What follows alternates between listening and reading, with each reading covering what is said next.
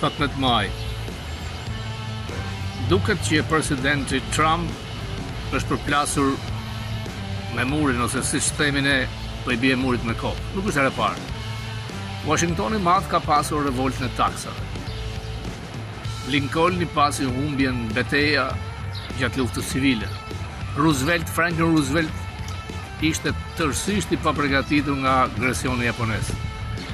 Mos flasim për Herbert Hoover, për Great Depression, depresionin e madh, apo James Madison, I cili deklaroi luftë ndaj Anglisë, por harroi që nuk ishte një ushtri. Presidenti Trump sot e gjen veten e tij në momente të tilla. Çmimet për gjërat thelbësore janë rritje.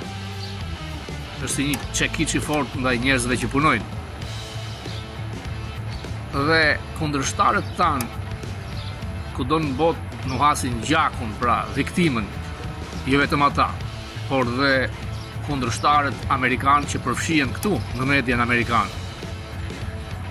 Kinezët nxorën sa vajza kërcyese dhe sollën për qark Pekinin presidentit, por ata vazhdojnë të luajnë me sistemin, siç kanë bërë gjithmonë. Komunistët duan Tajvanin, si dhe duan dile tregtare të favorshme për ta. Nuk janë të gatshëm që t'i japin mbrapsht Amerikës thuajse asgjë. Mullat e Iranit besojnë se Amerika do gjunjëzohet përpara bërthamores. Atëherë pse të mos bëjmë çdo gjë, do të thoshte Bill O'Reilly. Ata falen 5 herë në ditë, thotë O'Reilly, ajnë ashtu bukëthat me pita, kaq është dita tyre. Ndërkohë që Putin vazhdon të vras në Ukrainë njerëz civil, për asgjë. Duket që bota është si një trup që po enjtet dhe është gati për ta vrarë. Shumë kanë optimizëm se Trump do të dalë nga kjo. Por megjithatë, demokratët, siç është Hakim Jeffrey, thotë që jo. Gjithashtu senatori Charles Schumer vazhdon të mos jetë nga krau presidenti Trump.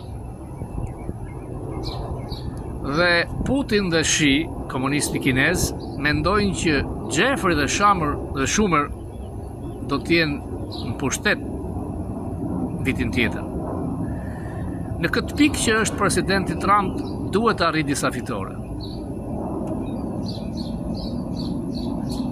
Ndryshe do të fitoj Hakimi dhe Chaku.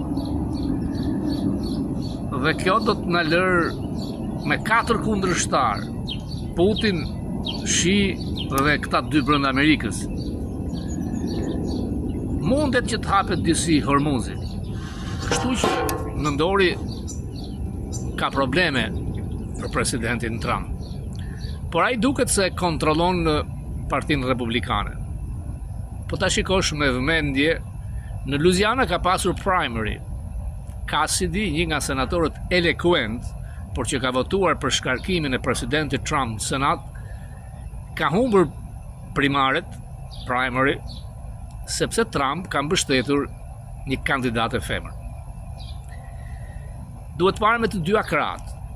Mund të krijojë problem sepse një senator I moderuar që ka votuar kundër Trump mund të marrë vota nga independentët, por dhe nga demokratët. Sa më shumë ekstremistë që mbështesin Trump rrezikojnë mbajtjen e Kongresit, e Senatit. Në Kongres ka filluar betejë e rindarjes të distrikteve mbas vendimit të gjykatës së lartë supreme. Shumë më kanë pyetur që si e shikon vizitën e Trump në Kinë. Më e rëndësishmja nga të gjitha është që Trump shkoi në Kinë dhe u takua me komunistin kinez. Kaq. Kinezët, siç do thoshte Bill O'Reilly, they play the system. Nuk mbajnë fjalë. Mashtrojnë. Vjedhin pasurinë intelektuale, teknologjinë amerikane. Por e kanë parë se çfarë disfatash kanë pasur armatimet e tyre kundërajrore si në Venezuelë dhe në Iran. Kinezët janë mashtrues, vazhdojnë rreth 5 miliard dollar armëtime i dërgojnë Iranit, edhe pse Trumpit i thanë që do t'ju ndihmojmë, siç tha ai. Nuk u arrit ndonjë marrëveshje midis komunistit Shi dhe presidentit Trump. Pati vetëm premtime. Nga simbolika e komunistit kinez i cili tregoi ato pallatet madhështore të komunistëve kinez, por ai rrin ato pallate me fantazma, sepse çdo javë, çdo muaj vret, spastron, largon çdo kundërshtar. Nuk doli ta priste Trump tek dera e avionit. Ishte simbolike. Fëmijë e vajza që vallëzonin, që kanë vallëzuar dhe për Beqir Ballukun dikur në këtë mënyrë, mund të impresionoj vetëm presidentin Trump, por jo ata që studiojnë politikën, marrëveshjet, marrëdhëniet. Trump, megjithatë, nuk duket se lëshoi ashtu siç kërkonte kinezi. Për Tajvanin, ai do të marrë vendime sepse janë 11 miliard dollar armatime të marra, të cilet nuk kanë shkuar. Do të ishte gabimi i parë strategjik i tij. Kina është tigër letre. Kina ka 1.4 miliard banor dhe pa tregun amerikan vdes, sepse nuk paguan dot, fabrikat punojnë për tregun këtu. Shi është një diktator, edhe pse Trump nuk e thot. Është vazhduesi i Macedonit, përgjegjës për 70 milion kinez të vrarë në genocidi më i madh. Rritja ekonomike ka rënë. Ka një bubble tek real estate, qytete fantazma bosh. Ka rritje papunësie, ka pasur protesta. Dhe është larguar nga filozofia e zgjuar Deng Xiaopingit, duke kthyer tek planet 5 vjeçare të Mao Zedongit, pra duke kthyer moralit komunist. Shia e shikon si dekadent perëndimin. Deng Xiaoping ishte i zgjuar, mos t'ju marrim anët dekadente për të marrim pozitive në atij sistemi, tregun e lirë, ekonominë e tregut lirë. Në pamje të parë, një vend komunist me treg lirë duket që si funksionon. Sepse duhet kuptojmë që oligarkët kinez, pra Elon Muskët kinez, nuk dalin dot sipër byros politike. Kina është vend komunist, por që ka hapur ekonominë e tregut, por janë komunistët, korrupsioni i madh që kontrollon atë vend. Produktiviteti amerikan, një punëtor amerikan është sa 6 punëtor kinez në produktivitet. Kina ka një ngjashmëri me Greqinë. Greqia nga dita që ka shpallur pamërsinë dhe deri sot e ka trefishuar pushtetin e saj. E njëjta gjë ka ndodhur dhe me Kinën.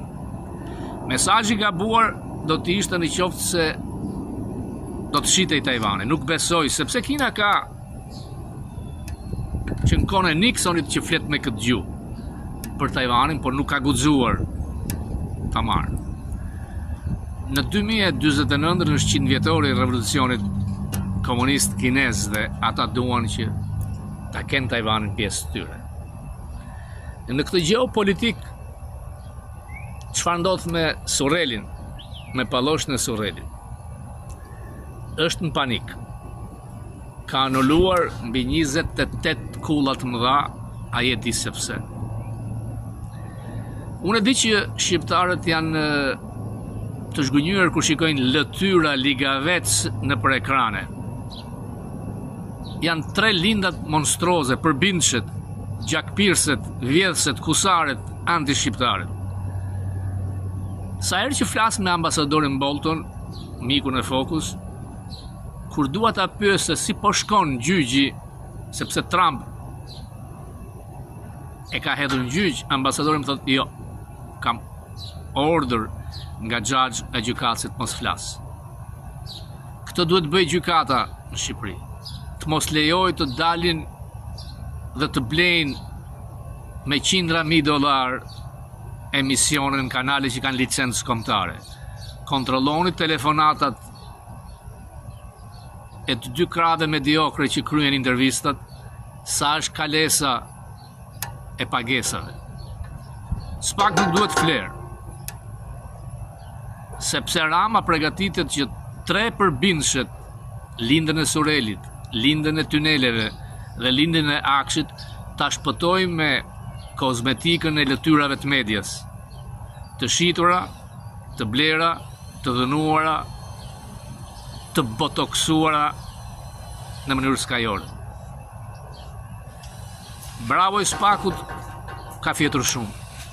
Dumani pati tym. Shkoj tek ish presidenti dhe tek Liga Veci Bashkisë. Radha është e Ramës. Rama nuk luan shah, po luan dam. Ose do dorëzoj lindën e tuneleve me lidhje kriminale, ose familjarët e tij do të jenë në ngrepat e Spak. Fundi Ramës është pas prangave. Ai mund synoj të ndryshojë dhe kushtetutën, por duhet kërkojnë ndihmë te lukerzës grek, sepse shqiptarët kushtetutën nga grekët e kanë realizuar dhe pse referendumi nuk ka kaluar. Kandili i tij ka kohë që ka nisur shumë.